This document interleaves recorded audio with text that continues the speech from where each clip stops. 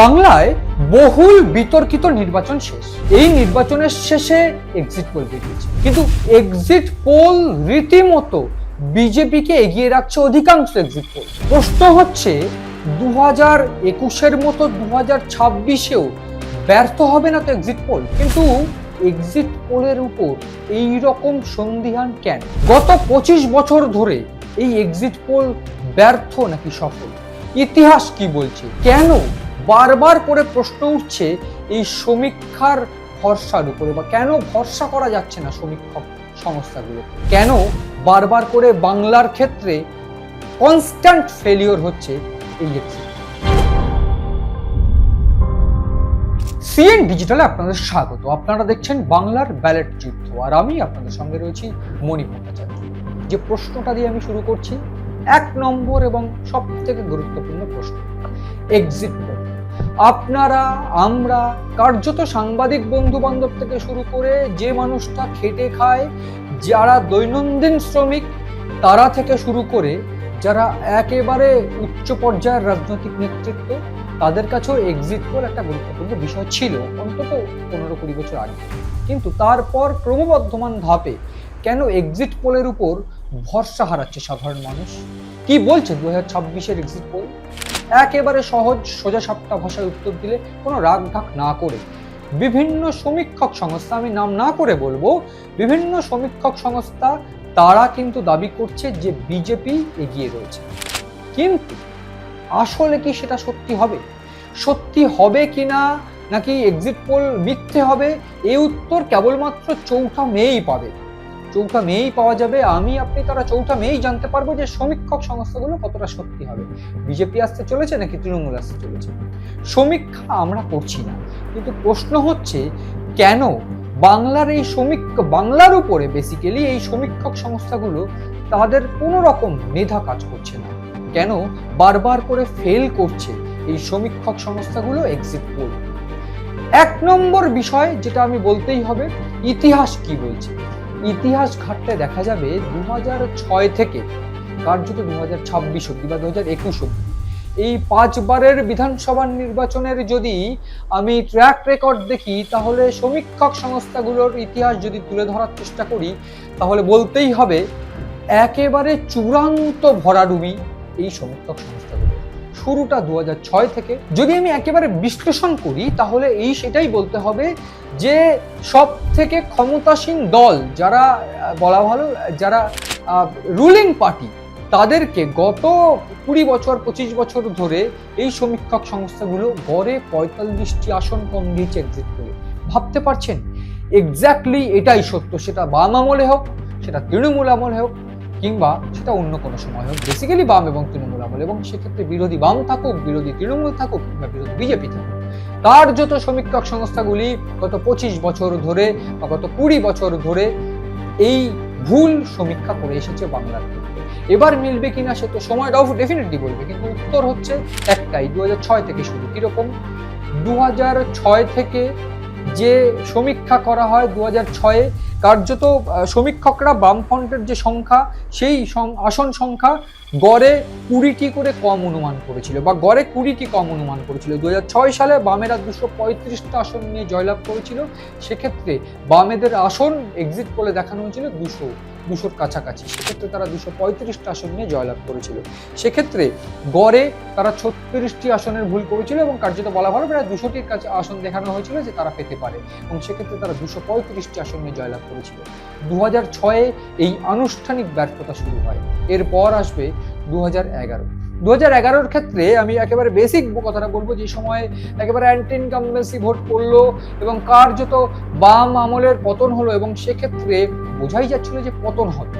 এই পতনের ক্ষেত্রে কংগ্রেস এবং তৃণমূল জোটকে 200-র উপরে আসন দেখিয়েছিল এই সমীক্ষক সংস্থা, এবং সেই তথ্যকে মিথ্যে করে, সেই তথ্যকে ভুল প্রমাণিত করে একেবারে তথ্য ভিত্তিক বলতে গেলে প্রায় 50টি আসন কম দেখিয়েছিলেন। এবং সেক্ষেত্রে এই যে 34 বছরের বাম শাসন শেষ হয়ে গিয়ে যে ক্ষমতা, যে আসন দেখানো হয়েছিল, সেক্ষেত্রে প্রায় 227টি আসন দেখানো হয়েছিল এই কংগ্রেস এবং তৃণমূল জোটকে, এবং সেক্ষেত্রে সেই কংগ্রেস এবং তৃণমূল জোট প্রায় 50টি আসন কম পেয়েছিল। সেটা কার্যত একটা চূড়ান্ত ব্যর্থতা বলে মনে করা হয়, এবং বিভিন্ন সংস্থা তারা কিন্তু এইরকমই সমীক্ষা বার করেছিল 2011 সাল।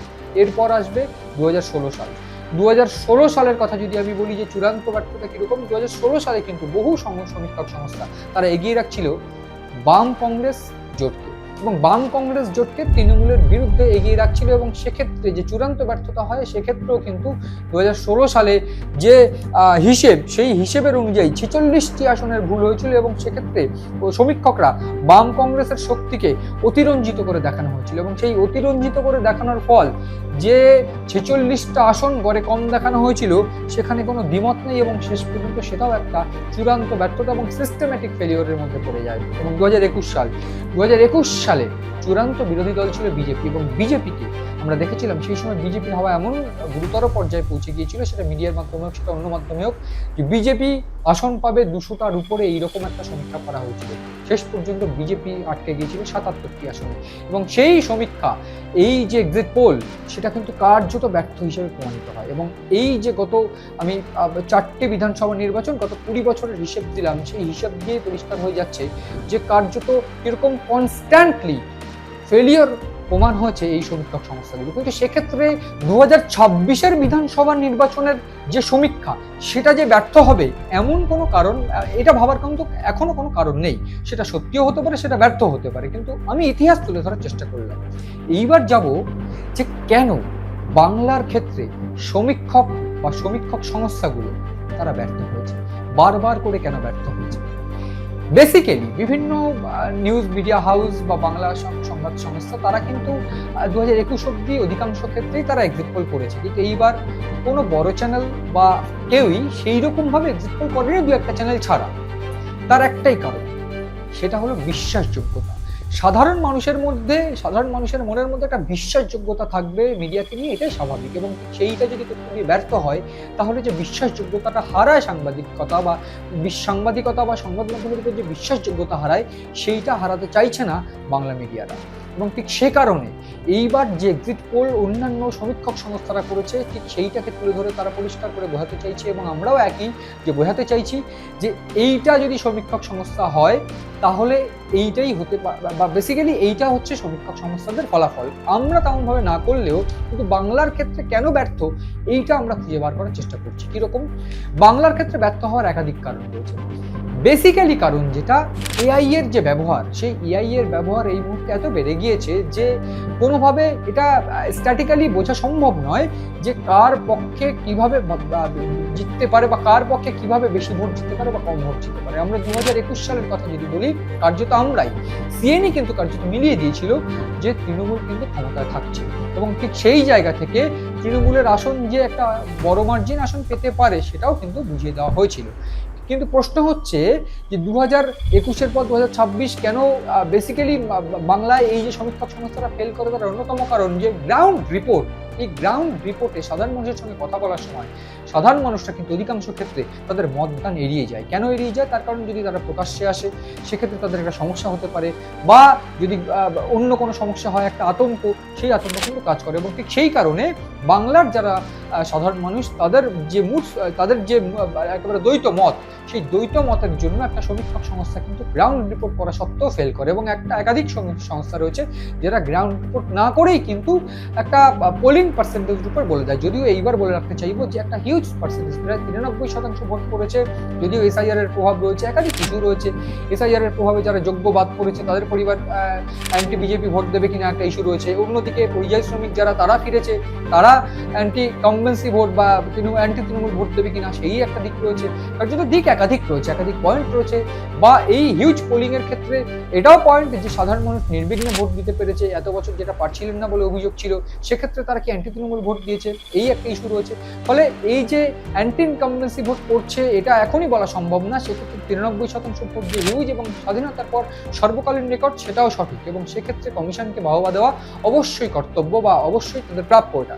কিন্তু বাংলার এই সমীক্ষক সংস্থা বা বাংলায় যারা সমীক্ষক সংস্থা, তারা এইটার উপর বেস করে যদি কোনো দলকে এগিয়ে রাখে বা পিছিয়ে রাখে, সেটা যে একেবারে ভুল হবে বা হচ্ছে, সেটাই কিন্তু একেবারে বেসিক বক্তব্য আমাদের। এবং এই জায়গায় দাঁড়িয়ে মানুষের এই যে সুইংস ভোটার যারা, তাদের মন বোঝা অত্যন্ত কঠিন। তার কারণ আমরা দেখেছি বিভিন্নভাবে মহিলারা বেশি ভোটদানে অংশগ্রহণ করেছে। এটাও হতে পারে যে এক জায়গায় ইতিমধ্যে আমরা দেখেছি তৃণমূল সরকারের একটা অনগোয়িং প্রকল্প লক্ষ্মীর ভান্ডারের জন্য সাধারণ মানুষ তৃণমূলের দিকে ঝুঁকেছিল বা সাধারণ মহিলারা তৃণমূলের দিকে ঝুঁকেছিল। অন্যদিকে বিজেপির লক্ষ্মীর ভান্ডারের পাল্টা অন্নপূর্ণা ভান্ডার এনেছে, সেক্ষেত্রে তারা আবার পাল্টা বিজেপির দিকে ঝুঁকবে কিনা এই প্রশ্নও রয়েছে। ফলে তারা বিজেপির দিকে ভরসা করবে নাকি তৃণমূলে ভরসা করবে, একটা গুরুত্বপূর্ণ প্রশ্ন। ফলে সেই জায়গায় দাঁড়িয়ে কোনো সমীক্ষক সংস্থা কয়েকটি মহিলার সঙ্গে কথা বলে এটা বোঝা কার্যত অসম্ভব যে কোন দিকে তারা সুইংস করবে বা তারা কোন দিকে ঝুঁকবে। এইটাই একটা ব্যর্থতার অন্যতম কারণ। এবং এর পাশাপাশি যদি আমি বলি, রাজনৈতিক চাপ বা ভয় যেমন রয়েছে, বাণিজ্যিক চাপ রয়েছে। যদি কোনোভাবে হাড্ডাহাড্ডি লড়াই দেখানো যায় তাহলে কিন্তু টিআরপির ক্ষেত্রে ভালো, এবং ঠিক সেইটাই কিন্তু অবশ্যই সমীক্ষক সংস্থাদের একটা বড় ব্যর্থতা। এবং এর পাশাপাশি 2026-এর ক্ষেত্রে আমরা দেখেছি যে একেবারে অ্যান্টি ইনকামবেন্সি ভোট সহ বিভিন্ন ইস্যু তারা তুলছে, কিন্তু বিভিন্ন রাজনৈতিক দলই তুলছে। কিন্তু প্রশ্ন হচ্ছে দুটো দল, যেখানে দুটি দলেরই ক্ষমতায় আসার একেবারে চূড়ান্ত জায়গা যে তৃণমূল বা বিজেপি, তারা প্রত্যেকেই কিন্তু আশাবাদী এবং এইখানেই গণতন্ত্র জিতেছে, যেটা আমি গতকালও বলছিলাম। কিন্তু প্রশ্ন এই জায়গায় দাঁড়িয়ে যে 2026-এর ক্ষেত্রে 2006 থেকে 2021-এর যে গ্রাফ আমরা দেখলাম, যে কার্যত গড়ে প্রায় 45টা আসন কি 44টা আসন কম দেওয়া হয়েছে ক্ষমতাসীন ব্যক্তিদের, সেক্ষেত্রে দাঁড়িয়ে এইবারের যে এক্সিট পোল, সেই এক্সিট পোলকে যদি ঠিক ধরা হয় তাহলে তো প্রশ্নই ওঠে না। কিন্তু যদি ভুল ধরা হয় তাহলে কি গতবারের রেকর্ডের মতো বা গত 2021 বা 2016 বা 2011 বা 2006-এর মতন আবার সিস্টেমেটিক ফেলিওর হবে এই এক্সিট পোলগুলো? সেটাই এখন দেখার। এবং তার পাশাপাশি এটাও দেখার যে 4 মে কার কপালে একবারে চওড়া কপাল হয়, কার কপালে বা কার মুখে হাসি থাকে, কার চোখে কান্না থাকে, এটা যেমন এটাও দেখবো। এবং তার পাশাপাশি সেটাও দেখবো যে সমীক্ষক সংস্থাগুলো যারা কার্যত বিজেপিকে এগিয়ে রাখছে বা কয়েকটা যারা তৃণমূলকে এগিয়ে রাখছে, আসল ফলাফলের দিকে তাকিয়ে থাকতে হবে যে এই সমীক্ষক সংস্থাগুলো এক্স্যাক্টলি সঠিক এবং নির্ভুল মেলাতে পারে কিনা। সেক্ষেত্রেই একটা শেষ প্রশ্ন, যে কোনোভাবে বা শেষ উত্তর, যে কোনোভাবে সাধারণ মানুষের মন বোঝা, মনের গহীনে গিয়ে তারা কাকে ভোট দিচ্ছে, কোন দিকে তাদের সুইংস কাজ করছে, কোন দিকে তাদের কি ফ্যাক্টর কাজ করছে বোঝা সম্ভব নয়।